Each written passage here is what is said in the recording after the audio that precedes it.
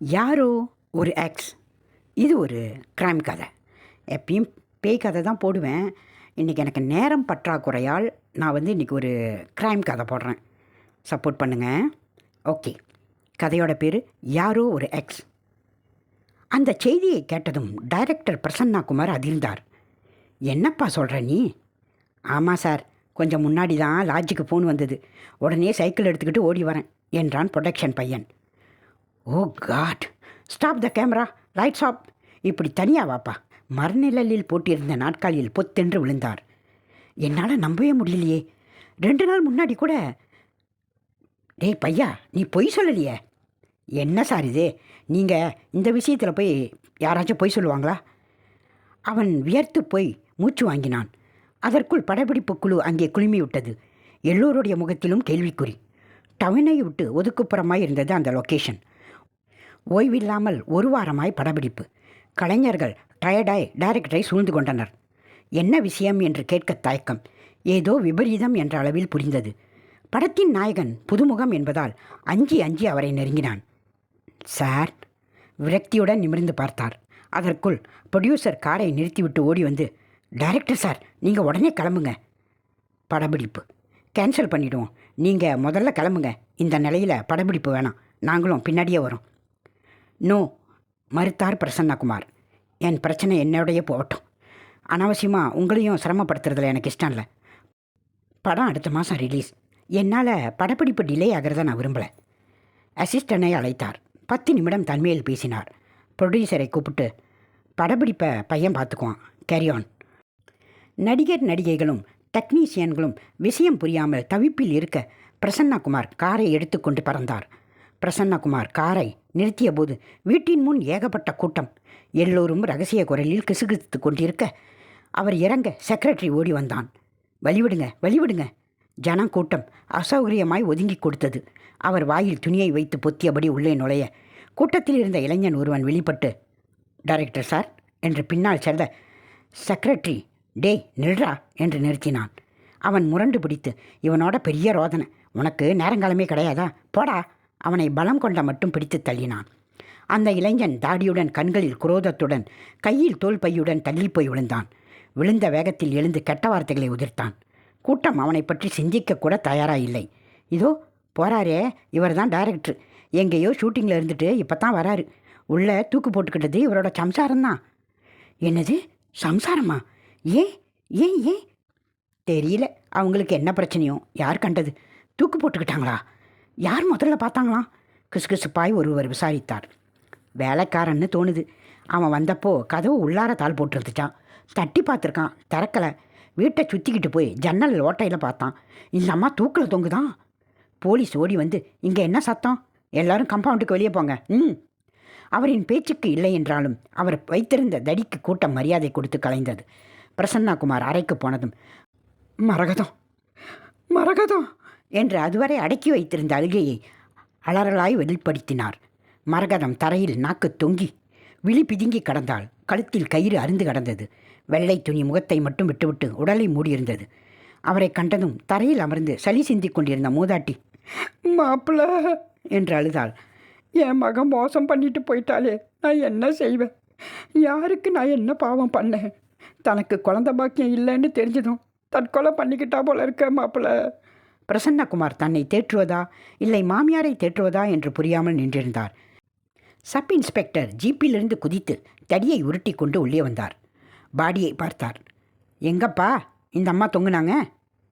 இந்த விட்டத்திலிருந்து தான் சார். வேலைக்காரன் கை காட்டினான். அவனை மேலும் சில கேள்விகள் கேட்டு தொலைத்தார். அவன் விதியே என்று பதில் சொன்னான். அவர் வீட்டை சுற்றி வந்தார். அறைகளை நோட்டமிட்டார். கதவை எப்படி திறந்தீங்க? இடிச்சுதான் சார். கதவின் உள்பக்க தாப்பால் போட்டு இது போட்டபடி விரிந்து கிடந்தது. அவர் போலீஸுக்கு உத்தரவுகளை அள்ளி வீசிவிட்டு, சீக்கிரம் பாடியை போஸ்ட்மார்ட்டத்துக்கு அனுப்புங்க. பிரசன்னகுமாரிடமிருந்து கொஞ்சம் தனியாக பேசணும், வரீங்களா என்றார். அவர்கள் வெளியே வர அந்த தாடி இளைஞன் திரும்பவும் டைரக்டர் சார் என்று நெருங்கினான்.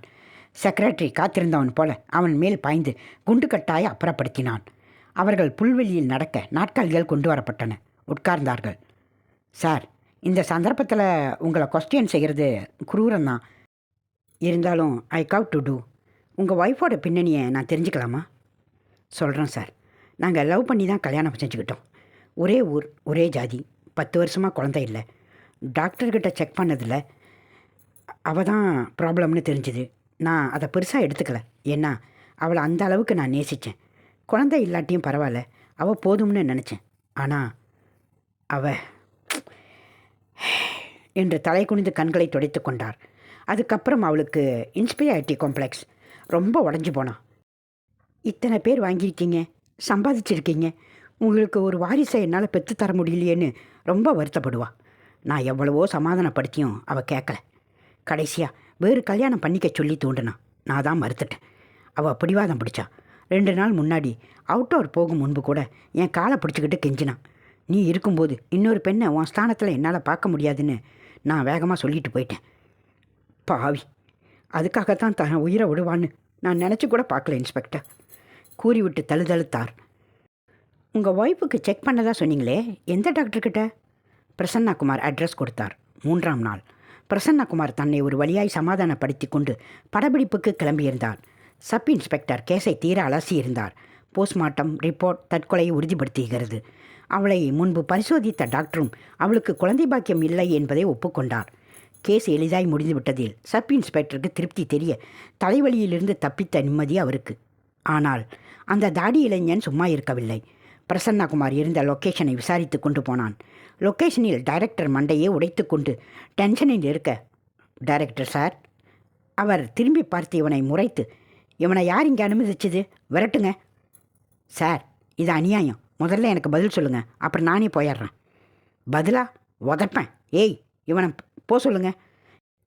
2-3 பேர்கள் அவனை ஒரே அமுக்காய் அமுக்கி அப்புறப்படுத்தினார்கள். அவன், டேய், ஆளை விட்டா விரட்டுற, நீ உருப்பட மாட்டடா, உன்னை நான் சும்மா விட மாட்டேன், பேப்பரில் நியூஸ் கொடுப்பேன்டா, கேஸ் போடுவான்டா. அவன் சளைப்பாய் தெரியவில்லை. மரத்தடியில் அமர்ந்து கத்திக்கொண்டே இருந்தான். பிரசன்னாகுமார் அவனை பொருட்படுத்தாமல் போகவே கல் எடுத்து எரிய ஆரம்பித்தான். ஏய், ப்ரொடக்ஷன் மேனேஜர் அழைச்சிக்கிட்டு வாடா. பிரசன்னாகுமார் படப்பிடிப்பை நிறுத்திவிட்டு வந்து அமர்ந்தார். இவனால் பெரிய நியூசன்ஸ். மேனேஜர் பவ்யமாய் வந்து நிற்க, இந்த தடிப்பயலை முதல்ல போலீஸில் போய் பிடிச்சி கொடு. இவனால் என் மூட் அவுட்டு. அந்த தாடி இளைஞன் வலுக்கட்டாயமாய் காரில் ஏற்றப்பட்டான். போலீஸ் ஸ்டேஷனில் அவனுக்கு பலமான வரவேற்பு. முகம், மூக்கு, கன்னம் என எல்லா இடங்களிலும் அதற்கு அடையாளங்கள் இருந்தன. ஜெயிலுக்குள் இருந்து கொண்டு, இன்ஸ்பெக்டர் சார், நீங்களும் இளைஞர் தானே, அந்த டைரக்டர் பேச்சை கேட்டு என்னை அடிக்கிறீங்களே, என் தரப்பு நியாயத்தை நீங்கள் கேட்க மாட்டீங்களா? அந்த ஆள் ஃப்ராடு சார், அயோக்கியம் சார். என்னடா உன் சைடு நியாயம்? ஏன் அவர் ஷூட்டிங்கில் போய் கலாட்டா பண்ணால் அடிக்காமல் மொத்தமாக கொடுப்பாங்க? அடிங்க சார், அடிக்கத்தானே உங்களுக்கு சம்பளம் தராங்க. ஆனால் விசாரிச்சுட்டு அடிங்க. நான் ஏன் கலாட்டா பண்ணேன்னா? சொல்லு. என் கதை ஒன்று அந்த ஆள்கிட்ட கொடுத்தேன் சார். நல்ல க்ரைம் சப்ஜெக்ட். சினிமா வாக்குனா 100 நாள் நிச்சயம் சார். 6 மாதமாச்சு சார், ஒரு பதிலையும் காணும். அதை கேட்க போனால் என்னை விரட்டுறான் சார். அந்த ஆள் என் கதையை ஏமாற்றி தன்னோடதுன்னு சொல்லிடுவானுன்னு பயமாக இருக்குது சார். அதனால் அதை வாங்கி வேறு டைரக்டர்கிட்ட கொடுக்கலாம்னு கேட்கத்தான் சார் போனேன். அதுக்காக ஆள் வச்சு அடிக்கிறான் சார். அது ஒரு நல்ல கதை சார். சரி, அது என்ன நல்ல கதை சொல்ல கேட்போம். எஸ்ஐ அலட்சியமாய் கேட்க அவன் கதையை சுருக்கினான். ஒரு கணவன் மனைவி சார், லவ் மேரேஜ். ஆனால் இடையில இருவருக்குள்ளேயும் மனஸ்தாபம். அவன் ஒரு பொம்பளை பொறுக்கி, மற்ற பெண்களோட தொடர்பு. அவள் சொல்லி பார்க்குறான், அவன் கேட்கல. உடனே அவள் உனக்குத்தான் தெரியுமா, பாடம் புகட்டேன்னு பிற ஆண்களோட பழகிறான், உறவு வச்சுக்கிறான். அதை கேள்விப்பட்டதும் கணவனுக்கு அதிர்ச்சி. வெளியில் தலை காட்ட முடியாத நிலமை. அவகிட்ட சொல்லி பார்க்குறான், கேட்கல. அவள் வீட்டை விபச்சாரி மடம் போல் ஆக்கிடுறான். அது தாங்காமல் அவளை கொலை செய்ய துடிக்கிறான். அதுக்காக யோசனை பண்ணுறான். ஒரு நாள் ராத்திரி அவளை மிரட்டி துப்பாக்கி காட்டி தற்கொலை பண்ணிக்க வைக்கிறான்.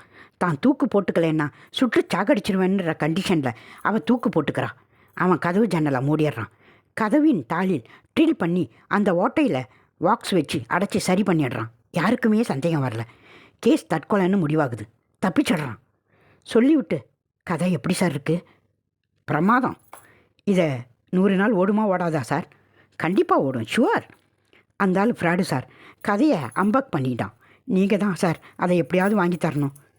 வாங்கி தரேன். இனிமேல் அவருக்கும் உனக்கும் எந்த தகராறும் கூடாது. உன் கதைக்கு நான் பொறுப்பு. அவர் இருக்கிற பக்கம் கூட நீ தலை வச்சு படுக்கக்கூடாது, என்ன? சரி சார். கான்ஸ்டபிள், இந்த ஆளை வெளியே விடியா. அந்த தாடி இளைஞன் இத்தனை சீக்கிரம் தனக்கு விடுதலை கிடைக்கும் என நினைக்கவில்லை. சப் இன்ஸ்பெக்டருக்கு சலாம் போட்டு பயந்து பயந்து வெளியேறினான். அடுத்த நாள் படப்பிடிப்பு இரவு பகலாய் நடந்து கொண்டிருந்தது. பிரசன்னகுமார் இன்னும் 2 நாட்களில் படத்தை முடிக்கும் டென்ஷனில் இருந்தார். தூக்கம் பறிபோன களைப்பு முகத்தில் தாடியாய் முளைத்திருந்தது. கேமரா ரெடியா? ஏய் ஏன்பா ராசி வேணாம், முதல்ல மாற்றுங்கப்பா. ஏய் உதவி, டயலாக் சொல்லி கொடுத்துட்டியா? சரியாக கழுத்தறுப்புப்பா அந்த புதுமுகம். அவர் லைம் ஜூஸ் குடித்து எழ சப் இன்ஸ்பெக்டர் ஜீப்பில் வந்து இறங்கினார். ஹலோ டைரக்டர், நலமா? ஓ நீங்களா? ஷார்ட் இருக்குது, உட்காருங்க, முடிச்சுட்டு வந்துடுறேன். முடிந்து வந்ததும், அப்புறம் இன்ஸ்பெக்டர் என்ன இவ்வளோ தூரம்? உங்களை பார்க்கத்தான் வந்தேன். உங்கள் மனைவி தற்கொலை செஞ்சுக்கல, கொல்லப்பட்டிருக்காங்க. வாட்? ஆமாம் சார், பாடியை ஒரு முறை கூட போஸ்ட்மார்ட்டம் பண்ணி பார்த்தோம். ஃபியூ மர்டர், திட்டமிட்டு கொலை. இன்ஸ்பெக்டர் என்ன சொல்கிறீங்க? என் மனைவி ஒரு பாவம், அவன் நல்லவன். அவளை யார் கொலை பண்ணியிருப்பா? ஏன் கொலை பண்ணணும்? என்னால் நம்ப முடியலையே. என்னாலேயும் தான் மிஸ்டர் பிரசன்னகுமார். எஸ்ஐ சிகரெட் பற்ற வைத்தார்.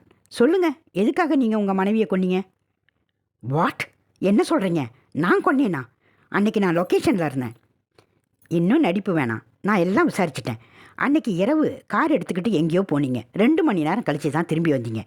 அந்த இடைவெளியில் வீட்டுக்கு போய் மனைவியை கொன்னுட்டு தற்கொலைன்னு ஜோடிச்சுட்டு கதவில் ட்ரில் பண்ணி கம்பியை செலுத்தி உள்ளே தாள் போட்டு ட்ரில் பண்ணின இடத்துல வாக்ஸ் அடைச்சி சாமர்த்தியமாக வந்துட்டீங்க. இன்ஸ்பெக்டர் நான் நோ, இனி நோ ஃபாதர் எக்ஸ்பிளேஷன். நீங்கள் தான் கொன்னீங்கன்றதுக்கு முடிவுக்கு வந்தாச்சு. ஏன் கொன்னீங்கன்னு மட்டும் சொன்னால் போதும். டைரக்டர் பிரசன்னகுமார் தலையை தாழ்த்தி கொண்டு சொல்ல ஆரம்பித்தார். என் மனைவி மலடு நிஜம். நான் வேறு கல்யாணம் பண்ணிக்க முயற்சி பண்ணேன். அவள் சம்மதிக்கலை. கேஸ் போடுவேன்னா டைவர்ஸுக்கும் சம்மதிக்கலை.